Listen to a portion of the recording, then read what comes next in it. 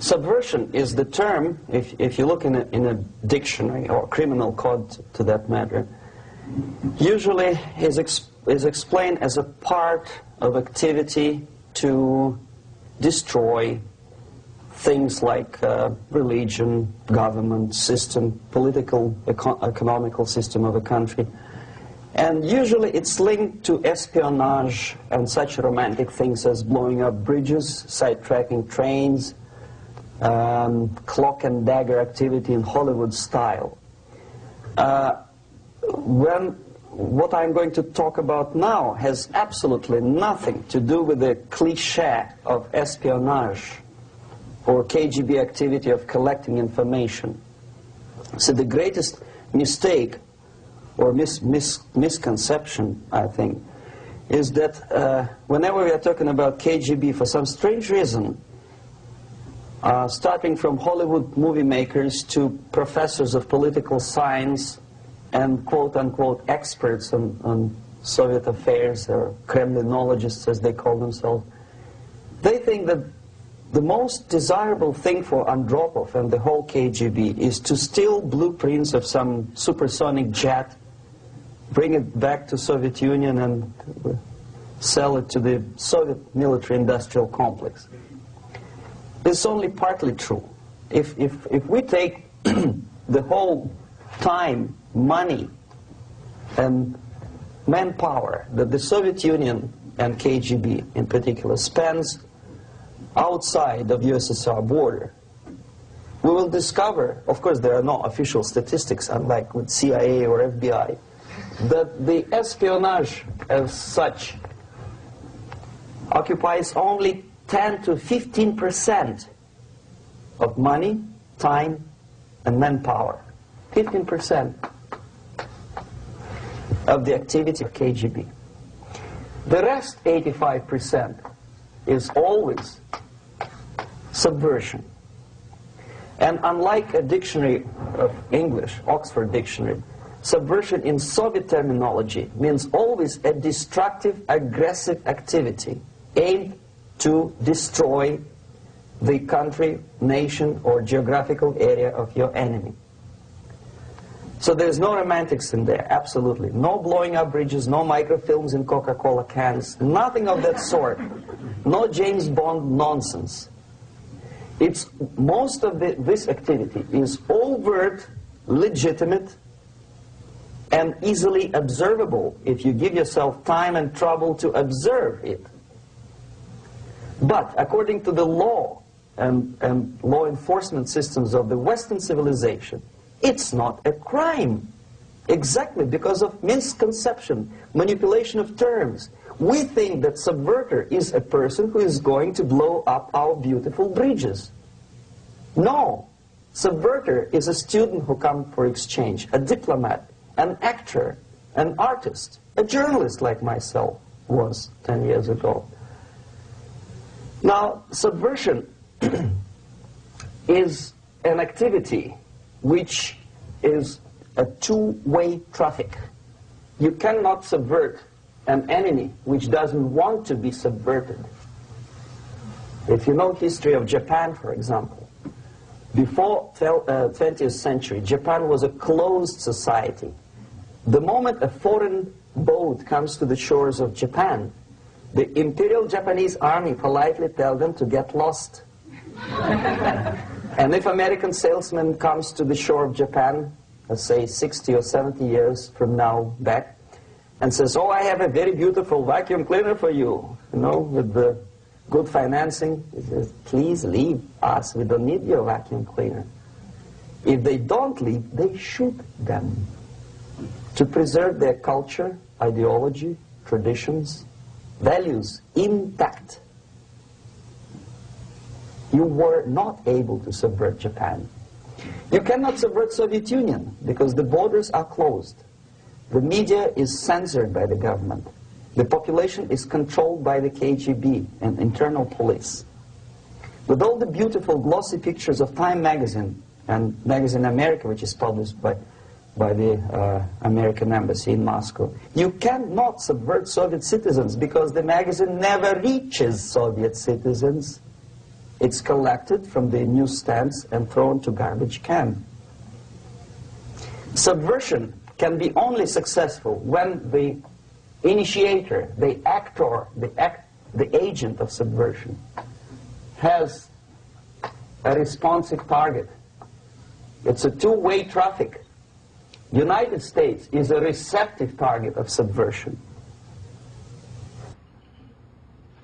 There is no response similar to that one from United States to the Soviet Union.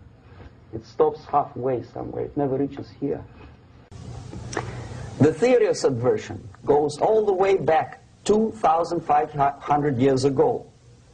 The first human being who formulated the tactics of subversion was a Chinese philosopher by the name of Sun Tzu.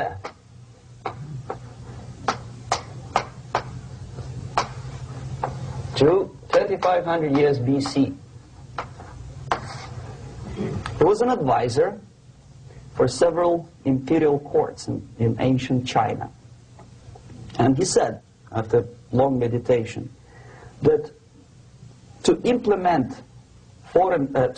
state policy in a warlike manner, it's the most counterproductive, barbaric, and inefficient to fight on a battlefield.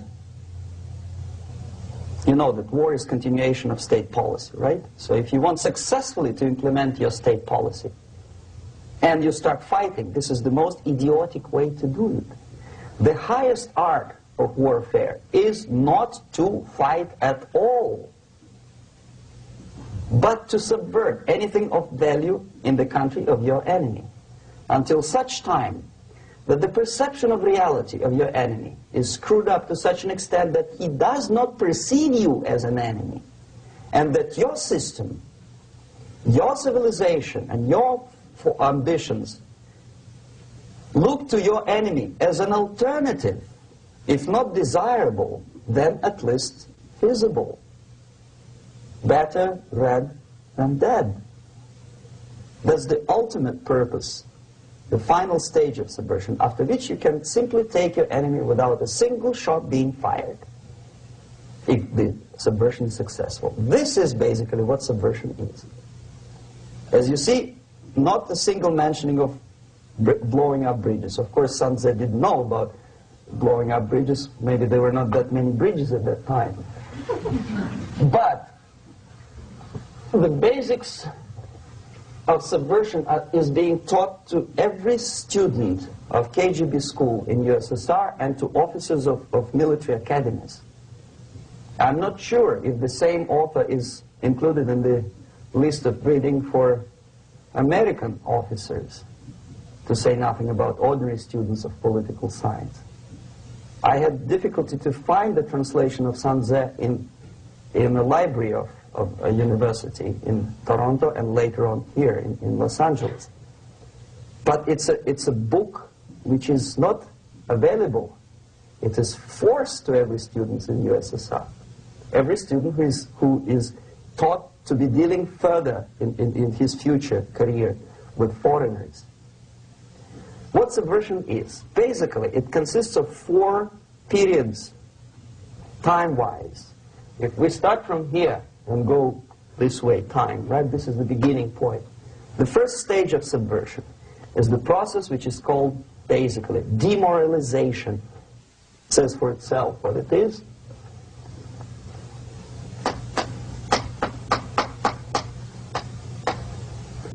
It takes from,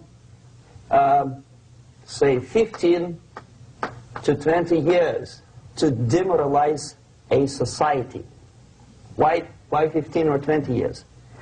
This is the time sufficient to educate one generation of students or children. One generation, one lifetime span of a person, a human being, which is dedicated to study, to shaping up the outlook, ideology, personality. No more, no less. Usually it takes from 15 to 20 years. What it includes? It includes influencing, or by various methods, infiltration, propaganda methods, direct contacts, doesn't really matter. I will describe them later. Of various areas where public opinion is formulated or shaped. Religion, educational system, social life, administration, law enforcement system, military, of course, and labor and employer relations, economy. Okay? 5 areas. I will not write them down because we will not have enough space. Sometimes when I describe all the methods, students ask me question, are you sure this is the result of the Soviet influence? Not necessarily. You see, the tactic of subversion, about which I'm talking, is similar to the martial art, the Japanese martial art. If some of you are familiar with that tactic, probably you will remember that if an enemy is bigger and heavier than yourself, it would be very painful to resist his direct strike. If a heavier person wants to strike me in the face, it would be very naive and counterproductive to stop his blow.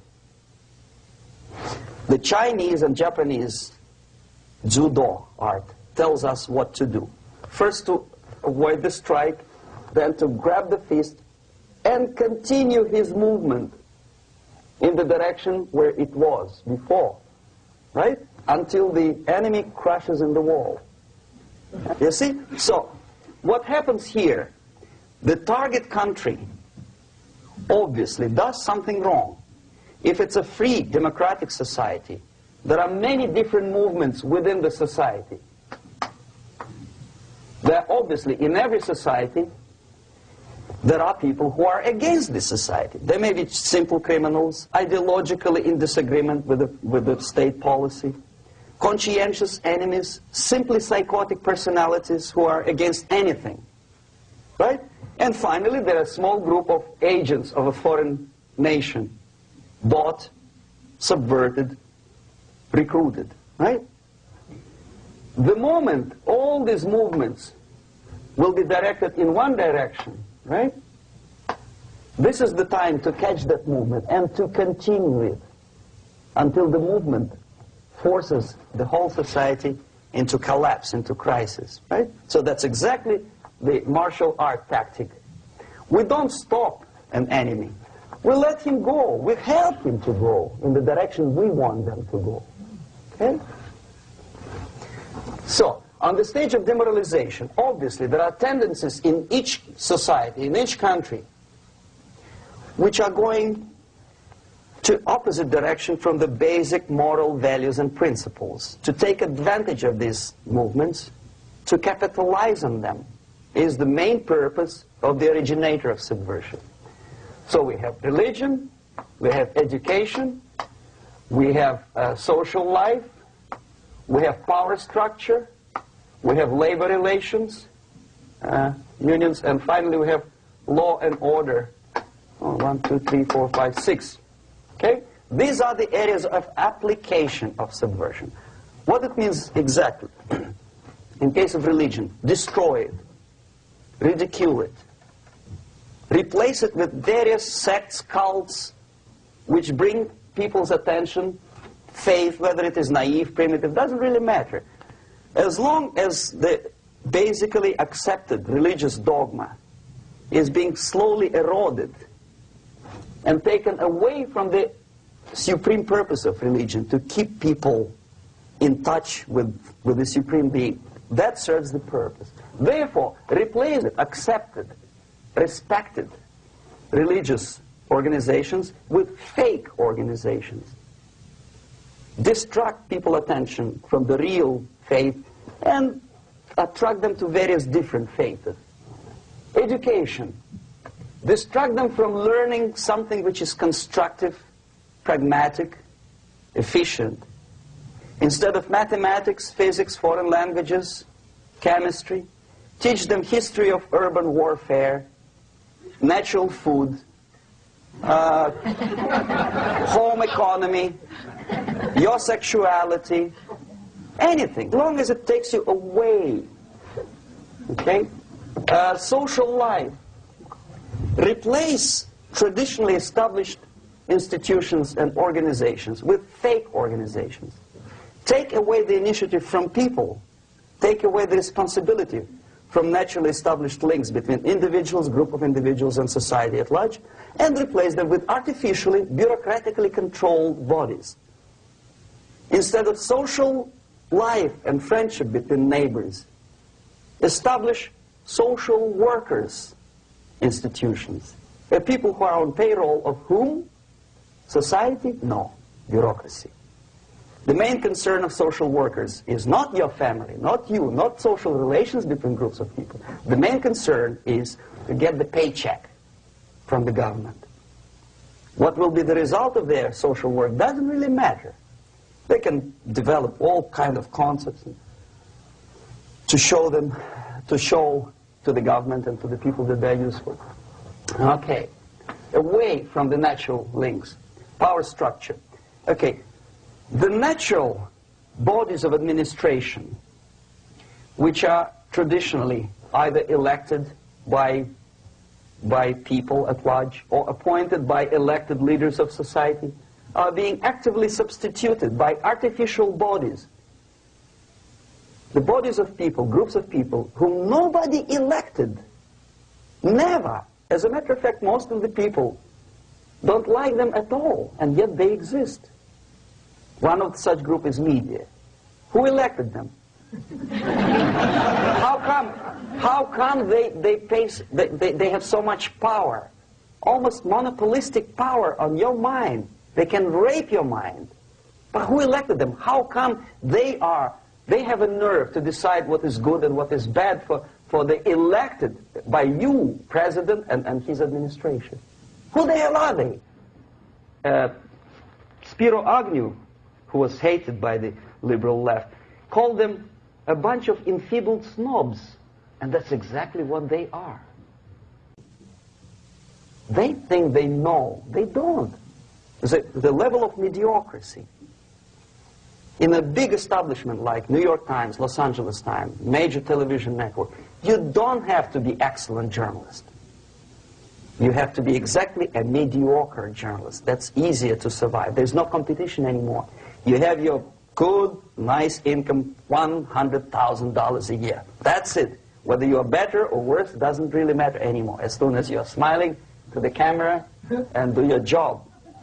That's it. No more competition. Power structure slowly is eroded by the bodies and groups of people who do not have neither qualification nor the will of people to keep them in power, and yet they do have power. Okay. Together with that, there is another process. Law enforcement, law and order organization and structure is being eroded. For the last 20, 25 years, if you see old movies and new movies, you can see that in new movies, a policeman, an officer of the United States Army looks dumb, angry, psychotic, paranoid. A criminal looks nice, kind of, well, he smokes hash and shoots the whatever drug, but basically he's a nice human being. He's creative. And he's unproductive only because society oppresses him. Whereby a general of Pentagon is always, by definition, a dumb, a war maniac. A policeman is a pig, rude policeman. He abuses his power. You know? A generality, generalization like that. The hatred, the mistrust to the people who are supposed to protect you and enforce law and order. Moral relativity. The Angelo Buono process lasted 2 years in Los Angeles. Relativity. The Angelo Buono process lasted 2 years in Los Angeles. And yet there are still some lawyers who say, look, he's a nice character, as a matter of fact. There was some witness who said, also a criminal, who said, well, he's a nice guy. I asked him one day to burn a house of my enemy, and he wouldn't do it. He's a nice fella. Erosion. A slow substitution of basic moral principles, whereby a criminal is not a criminal, actually. He's a defendant. Even if his guilt is proven, there is still a doubt to kill or not to kill, to be or not to be. Thou shalt not kill, yes, but this line may not necessarily be applicable to a murderer. Thou shalt not murder, that should be the presumption, not that thou shalt not kill. Okay, labor relations. At this stage, within 15 to 20 years, we destroy the traditionally established links of bargaining between employer and employee. The classical Marxist-Leninist theory of natural exchange of goods. Person A has 5 sacks of grain and person B has 5 pairs of shoes. And the natural exchange without money is when they bargain between each other. And only with the introduction of the third force, C, an entirely third foreign stranger who says, no, don't give him 5 sacks of grain, give it to me, and you give me your 5 pairs of shoes, and I will distribute it accordingly, so that the economy will go. This is the death of natural exchange, death of natural bargaining. Well, trade unions were established 100 years ago. The objective was to improve working conditions and to protect the rights of workers from those employers who were abusing their right because they had more money. Objectively, at that time, initially, the trade union movement did work. What we see now is that the bargaining process is no longer resulting in the compromise, which is leading objectively to betterment of working conditions and increase of salary. What we see is that after each prolonged strike, the workers lose. Even if they have 10% increase of their salaries, they cannot catch up due to inflation and due to missed time. More than that, millions of people suffer from that strike because economy now is interdependent. It's intertwined like one body. If previously steel workers, say 100 years ago, could strike and nobody would suffer, now it's impossible anymore. If a garbage collector strikes today, the rest of the multi-million city is stinking. I mean, there's no more service. In Quebec, for example, we had the electricians who were on strike in the middle of winter. You can freeze your bottom, and they still were on strike. Did they catch up with the salary? No, they lost. Who benefited? The leaders of trade unions. What is the motivation for strike? Improving of a workers' condition? No, obviously it's not. Then what is it? Ideology. To prove to these capitalists. And the obedient horde of workers, like sheep, follow these people. And they cannot disobey. Why? Because if they do, you know what happens to them. Pickets, murders, shooting truck drivers by picketers. In Montreal, for example, I saw with my own eyes when I was correspondent of CBC, International, Canadian Broadcasting Corporation, when the workers of aircraft factory destroyed computers and the equipment in the factory. And the administration employed strike breakers. Their cars were turned upside down and burned. Their houses were burned. Their kids were intimidated. And some victims were there. Of that you can be sure. Why? To improve conditions of workers? No. Ideology. Okay, so this is what happens basically. It may or may not happen without the help of the Soviet Union. But the natural tendencies are being greatly taken advantage of and capitalized by the Soviet propaganda systems. How? Whenever trade union strikes, we have influx of propaganda, mass media, ideological dissemination. The workers' right, and we repeat it like parrots. Yes, workers' right. Whose rights? Workers? No. The only freedom of worker to sell his labor according to his own desire and will is taken away from him. By whom? By trade union boss. Unlimited power is given. Responsibility. I want to sell my labor not for $2.50 an hour, but for $2. I don't have right. My freedom is denied to me. I know that if I sell my work for $2 an hour, not for $3 an hour, I will compete better with the other guy who is lazy and more greedy. I don't need $3. I need only $2. No, I was made to believe by media, by business, by advertising agencies that I need more and more and more. Have you ever heard any advertising on TV to consume less? No. No way. Whether you need a six-cylinder car or not, you have to buy it. And hurry up. When I was driving here, on the local radio station, an excited announcer said, "You hurry up, rush and save, save, save. There is a pantyhose sale." Save by buying more. See? Of course. It would be too naive to expect that KGB makes that advertising agency to do such a crazy commercial. No, of course not. But what we did when I was working for Novosti Press, we would snow plow editorial offices, student organizations, religious groups with literature of class struggle. If not directly Marxism-Leninism propaganda, then a propaganda of the legitimate aspirations of working class, betterment of life, equality. Equality, mind you. President Kennedy once said, we will make America to believe that people are born equal. Are people born equal? Is there any mentioning in the Bible or any other holy scripture in any religion, if you don't believe me, go to the library and check it.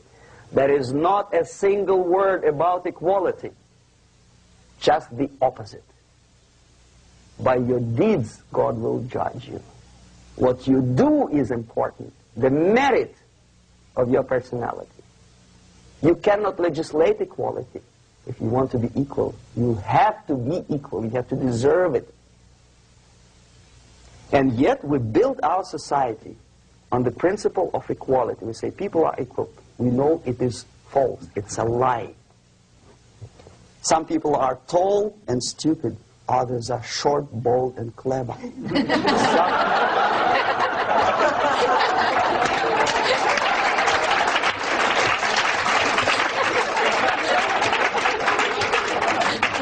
If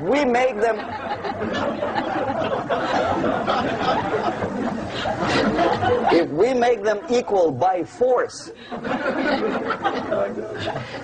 if we put the principle of equality in the basis of our socio-political structure, it's the same thing as building a house on sand. Sooner or later it will collapse, and that's exactly what happens. And we, as Soviet propaganda makers, are trying to push you in the direction which you go yourself. Equality, yes, equality. People are equal. Land of equal opportunities. Is it true or not? Think about it. Equal opportunities. Should there be equal opportunities? For me and for a lazy bastard who comes here from some other country and immediately registers as a welfare recipient benefits? I never received a single dollar. No, sorry, I did receive once. But I never applied for welfare. For the 13 years, I took any job. Security guard, journalist, taxi driver, anything. Well, I was restless, but some people don't like it. They immediately. So why should we have equal opportunities? Why? The equal opportunity to excel. Equal opportunity in equal circumstances, yes, but we know people are different. To excel, yes, provided we reach the same level of excellency, perfection, which is hypothetical, distant future. Yes, maybe. But we know perfectly well that even with the best intentions, people could not be equal. Why should we have equality in the, say, legal system? Myself, I'm considering myself a law-abiding citizen, and a person who comes here to rob and shoot, say, the United States administration under Carter imported thousands of Cuban criminals. They were non-criminals, yet they were accepted. Do you think it's fair if myself and my wife from Philippines, who work like a, excuse me, horse as a lab technician in a hospital, should have the same rights as a criminal from Cuba? Why?